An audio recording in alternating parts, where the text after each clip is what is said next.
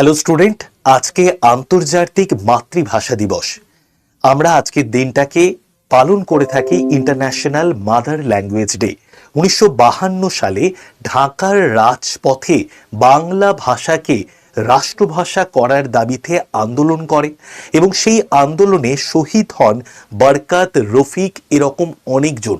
তো তাদের প্রতি সম্মান জানিয়ে ইউনেস্কো 1999 সালে 21শে ফেব্রুয়ারি অর্থাৎ আজকের দিনটাকে আন্তর্জাতিক মাতৃভাষা দিবস হিসেবে পালন করার সিদ্ধান্ত নেয় এবং 2000 সাল থেকে সমগ্র বিশ্বে এই দিনটাকে অর্থাৎ আজকের দিনটাকে আন্তর্জাতিক মাতৃভাষা দিবস আমরা পালন করি।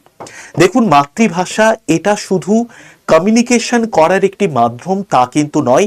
আমাদের যে সংস্কৃতি, আমাদের যে আত্মপরিচয়, এই সমস্ত কিছু বহন করে চলে মাতৃভাষা।